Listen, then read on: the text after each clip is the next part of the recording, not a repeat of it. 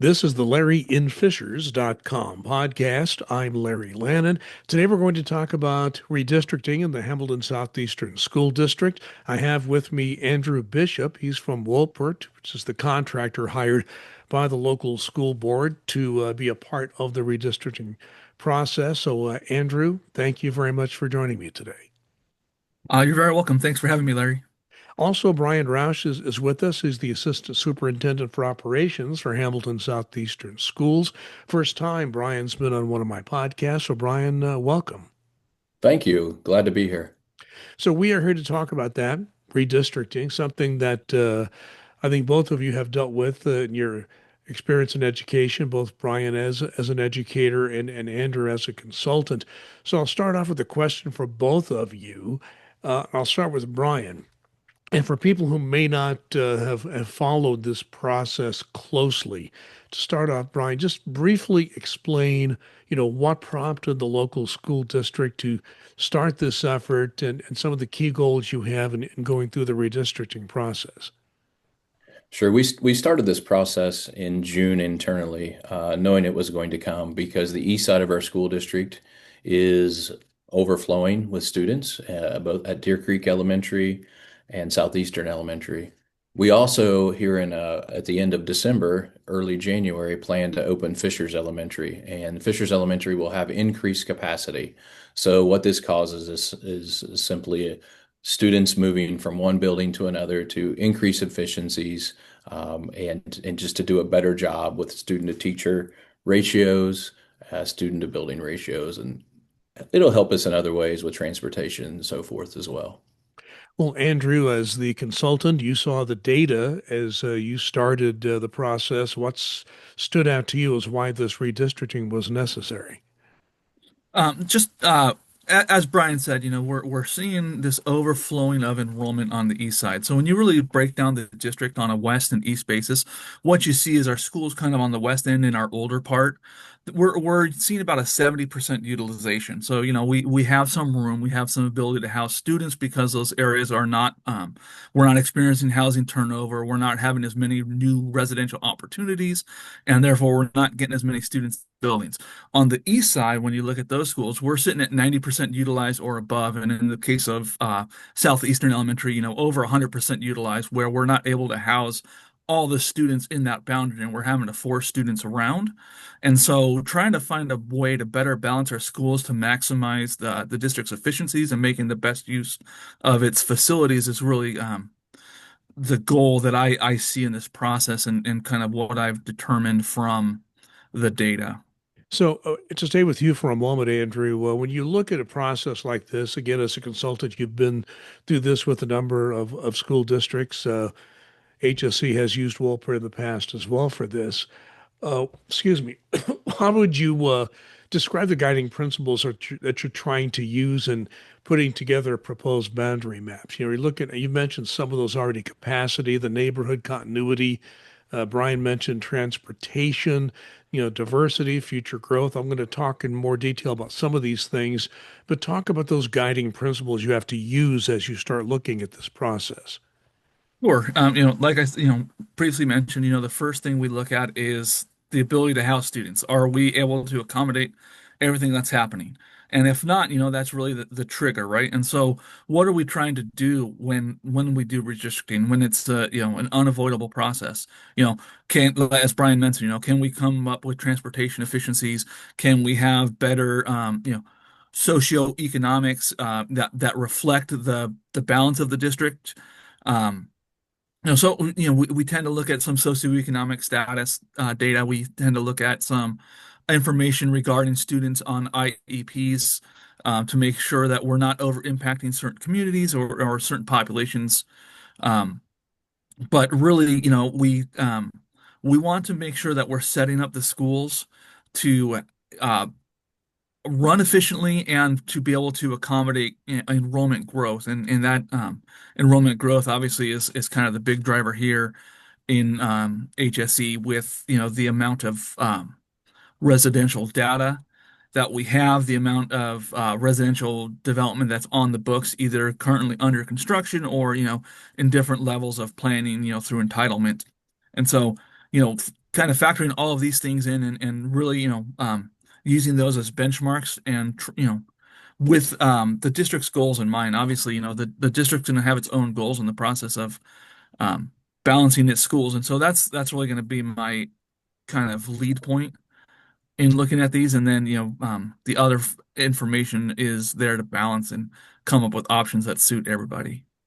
Brian, you and I were talking before we started the podcast, and I mentioned the example of my twin daughters, born in 1994. As they got to be kindergarten age, we lived in the Sunless neighborhood at the time. We simply thought that it was a given that those my daughters would go to New Britain. It was the closest school. Later on, we found out they would be ended up going to Harrison Parkway, which was a surprise to us, but that really had to do with a lot of the for two things. None, the school system was growing in enrollment big time at that particular point, but also all those principles that Andrew just talked about have to be factored into this. So talk a little bit about how it's possible that the closest school geographically may not be the school the student attends. Unfortunately, sometimes that is the case. Families will have to essentially drive by a school to get to the one where their children will attend. And frankly, that happens because a lot of people don't leave Fishers and kids time out, and essentially neighborhoods time out for students in the K-12 space. So that lends itself real quickly to density issues. And when we have a density issue, and by that I mean we have a lot of families living in an area like a neighborhood that doesn't have a school close, or it has a school that is overfilled. So essentially, that could happen, and it does in this area because our schools aren't equidistant, and family. It's a nice thing for the city that people don't leave, but it also creates difficulties for us when it comes to going to the closest school. Andrew, I do have to ask you one question here because there was a recent letter to the editor to our local weekly publication, Current Fishers. And you mentioned at the last school board meeting where you spoke that there was a proposal out there to use one current elementary building for like a pre-K building. You made it very clear at the school board meeting that that idea, you decided not to do that after getting input. But there's been a lot of rumor around the community that that proposed building would have been Hoosier Road Elementary. Can you comment as to whether that was the building that originally was at least considered as a pre-K building? I'll pass that to Brian since that was more of a discussion with the district. All right. Well, Brian, let me give that to you because that has caused some discussion around the community. There was a proposal early on for a pre-K building, a current elementary building to be converted to that. You've decided not to do that, but was Hoosier Road the one that was being considered? Road was the one we were considering. Hoosier Road has a couple of pre-K classes now. And it is right in the middle of the district, so it would be a good spot, location-wise, for families to be able to send their students. And frankly, there's not a lot of development in that boundary, so we didn't expect a lot of new homes to be built in that space. So that it was being considered. You're correct. Okay, just so the public knows that, and also it was very clear that the district has decided not to go with that model, just so people know. Let me go back to Andrew, because one thing you have done, Andrew, as a consultant, and you've done this in conjunction with the school district, is to make community engagement a part of the whole process. You've had focus groups, you're taking surveys, you had a couple of open house style meetings where people could come in and look at some of the proposed boundary lines. So, talk about the themes and concerns that you are consistently hearing through that process. Sure. And you're correct. When I do these processes, I do like to have a lot of community involvement. I want to have community buy-in, because ultimately they're the ones that are impacted by these changes. And so the more we can listen to the public and try to, incorporate those things that we're hearing, the better I think we can make this for everybody or the majority of the population. Obviously, not everybody's going to be happy with the redistricting process, but it's an inevitability in a lot of districts over time. But in regard to your question, Larry, the things that I've been hearing, I've heard a lot from others that, we've done this redistricting a bunch of times, and what's going to make this different?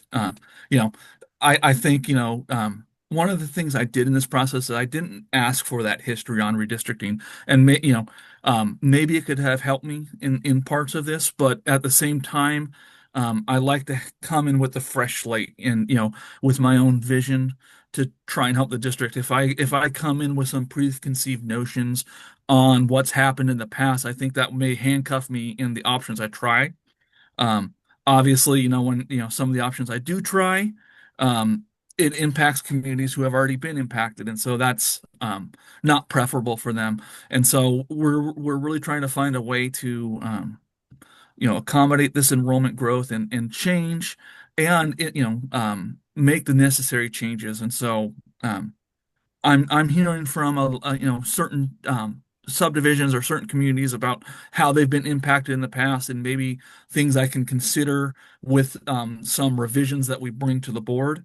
So I'm looking at a lot of those and trying to see if there are minor tweaks we can do to maybe impact fewer neighborhoods or fewer communities that have been impacted multiple times over the last several redistrictings. So let me, Brian, ask you this question. Have you been surprised by the feedback that you've received so far from this process?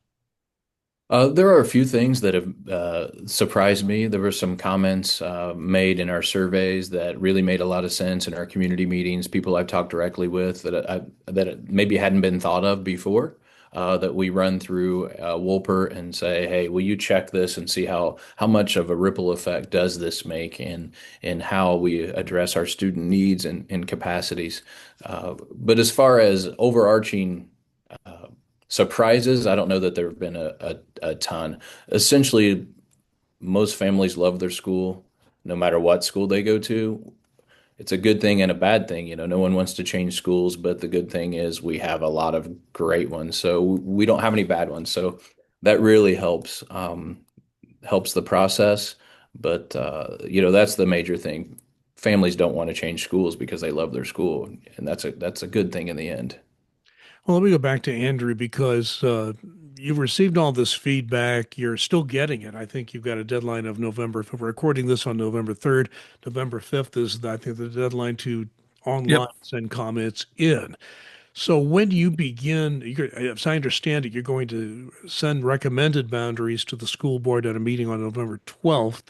Before you put that together, explain how all this feedback that you're getting will influence the draft boundary options that you are going to present to the school board on November 12th.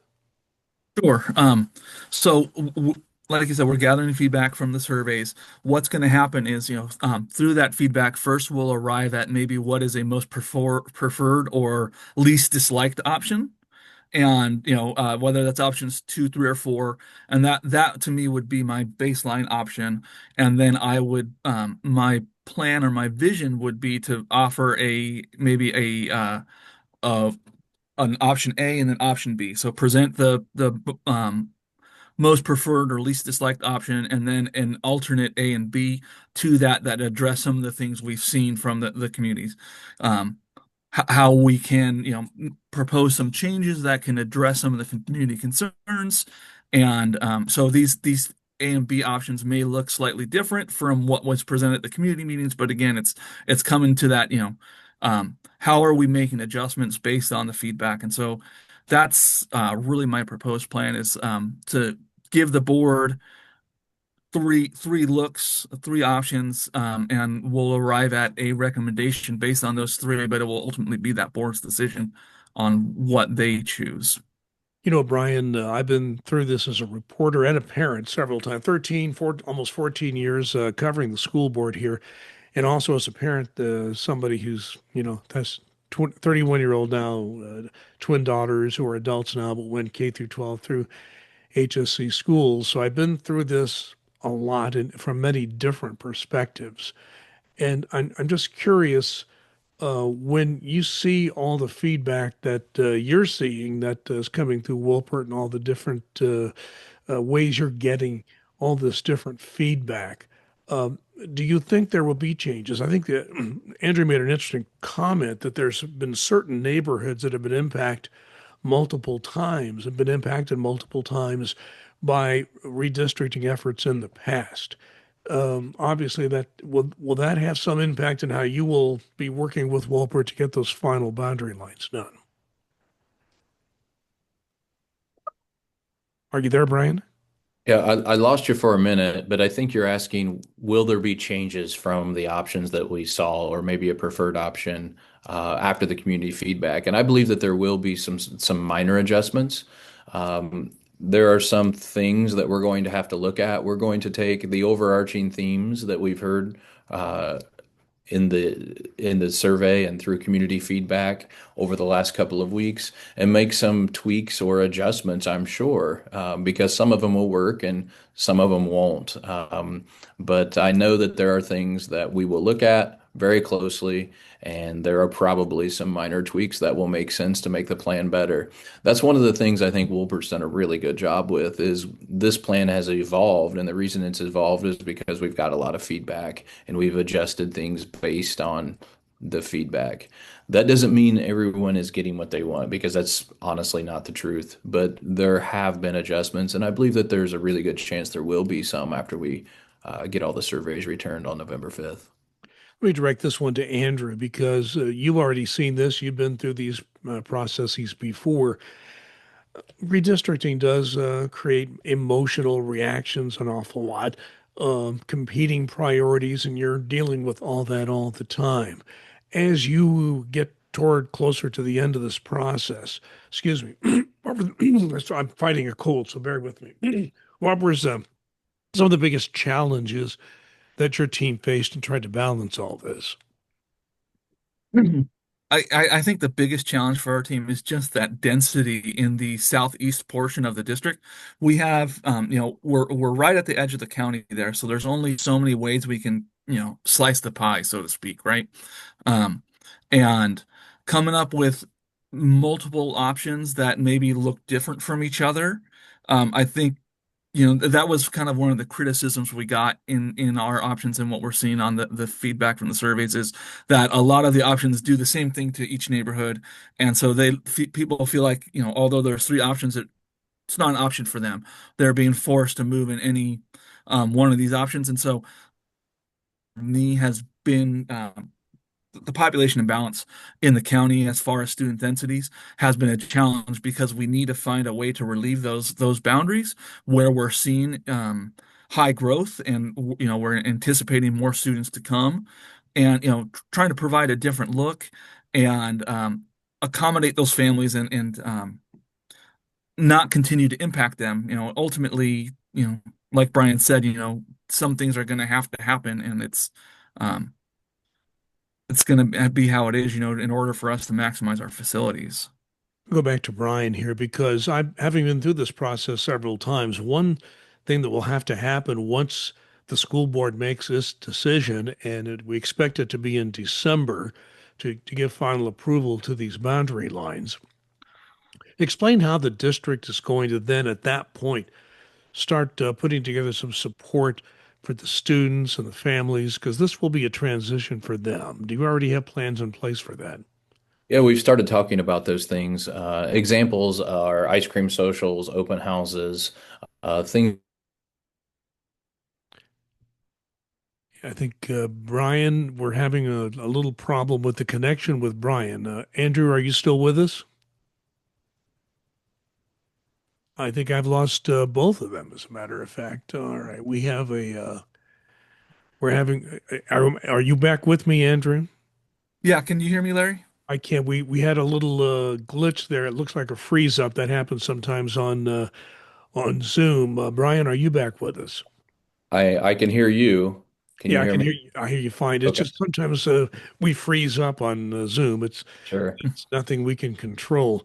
You were talking about the support you're going to give the parents and the families once you get into the final boundaries are done, how you work with the transition. You were just kind of finish up your comments on that. Sure. I've been meeting with a couple of principals to come up with ideas on how we're going to help transition students, and all the principals will start to be involved toward the end of this month. But we'll be doing things like open houses, ice cream socials, things of that nature to try to help families engage with their new school. It'll be a really important time for everyone to get to know their new school, the offerings that they have, the incredible staff that they have at each of the buildings, and have a chance to meet the leaders in those school buildings. Let me go back to Andrew, because one thing you're going to be using is a lot of data analysis. Obviously, that's at the center of how you do make these decisions and do the work here. When you present your final recommendations, will you be, to what extent are you going to be able to reveal that data and analysis, the process that you went through as the consultant to come up with these final boundary lines? I'll probably be presenting data in probably the same format I've already done, where we talk about, projected, what the proposed or projected enrollment is, how that translates to what we call SES, socioeconomic status, and that's really a measure of students receiving free or reduced lunch. How are we impacting those families? How are we impacting English as a new language learners? How are we impacting families on IEPs? And so those are some of the metrics we've done and we've shared with our focus groups in the process. I didn't make all of those metrics known at the community meetings, just because that ties to some student sensitivity or data sensitivities. And I didn't want to share it on such a wide platform. But when we get to the board, again, that information would probably be shared with the board at that point. Okay, so it would be available. If somebody wants to be a geek about the data, they could dig into it. It will be available then. Yeah. Okay, that Yes. I think that's the question I get every now and then. Bryan, you've talked about this a little bit. Let me dig a little deeper into one aspect of this, because my experience has been covering schools for 14 years here, covering education before that as a reporter many years ago in the 70s and 80s. I find that redistricting process is a difficult one because the parents and students have one system of teachers and a system of friends and circles and that sort of thing, and they're moving to another one. So that is always the most difficult part. But what I have found is that once all is said and done, there are exceptions, but most students adapt pretty well to their new school. So, what message do you want to send to these families who may feel anxious about this change? We can completely understand those of us that have had children, completely understand why everyone would feel anxious. It's a hard thing to change schools. It's in a situation where I hope that they're not completely changing friend groups because they'll have other friends in their neighborhood and in their other classes that may be going to the new school. But you can understand why it's so difficult. The good news is we're strong throughout the district. We have great leaders in the buildings. We have an excellent teaching staff. We have people that have gone through this before that can help. So while it's difficult, in the end, kids are awesome and they find ways to make it work. So let me ask this, Andrea, to the extent you'll be involved in this, I think you'll have some involvement because once the board makes their final vote, what is expected in December, what would you recommend the next steps be as far as timing, communications, implementation? How soon will the families know exactly what to expect? Are you going to be involved in that decision moving forward? I'm typically not involved in that level of decision. I'm here to provide guidance, but typically when it comes to notifications and planning, planning the implementation, I leave that to the school district itself. So my expertise isn't in the full implementation and the rollout, right? But I'm there to provide the guidance for it. But I mean, ideally, I would anticipate that we have the full implementation, before a March, with the full plan, so you're giving families, a good 4 month or so runway leading up to the next school year, especially if those families are impacted.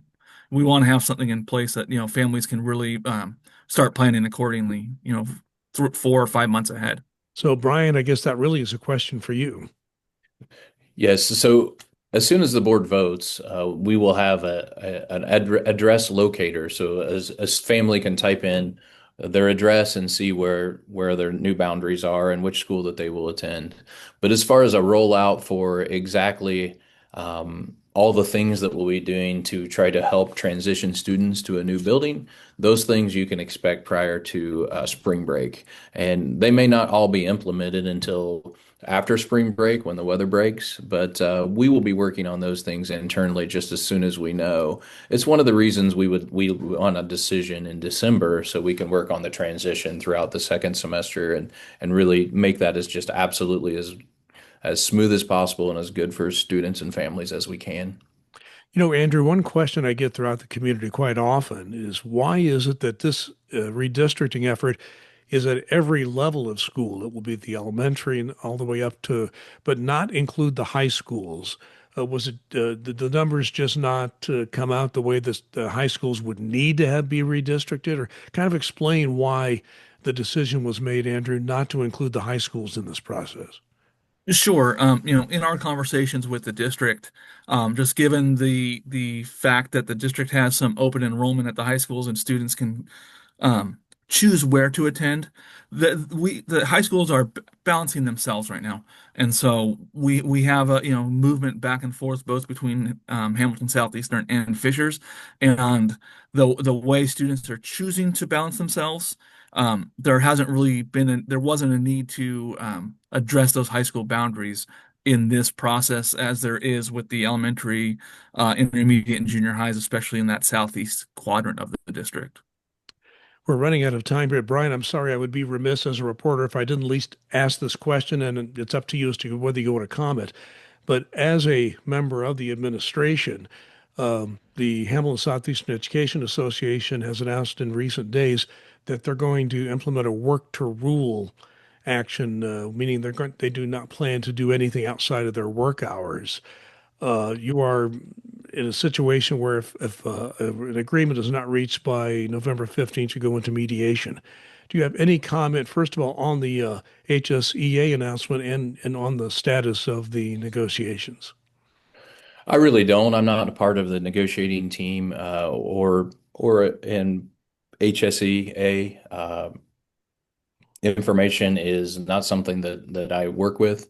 I will say that our team is working hard to do what's best for children and the community all the time, and they have their hearts in the right place and trying to do the right thing for everyone. Then I'm going to ask each of you just to make any final comment, anything I didn't think to ask, anything you'd want to add to the whole redistricting process. So, Andrew, I will give you the first shot at that. Sure. For anybody listening, I just want them to know, I really do take this seriously, and I do, I understand that it's an emotional process, that, we are tied to our schools, we're tied to our communities, our friends and families. So I don't ever approach this with a singular goal in mind, right? Like my goal is to help Hamilton Southeastern address its population imbalance in schools, but I am listening and I'm trying to make sure that the community understands that I'm trying to provide ample opportunity so I can get this right, and set the district up in a position where we don't have to look at this again in 5 years. Hopefully we get it right this time and we can set the district up, long term to plan for that next school that's going to be needed with the amount of growth on the east end. So, I just want to share that with the community that I'm listening and I'm trying and I hear you. So, Brian, any final comment on the redistricting process?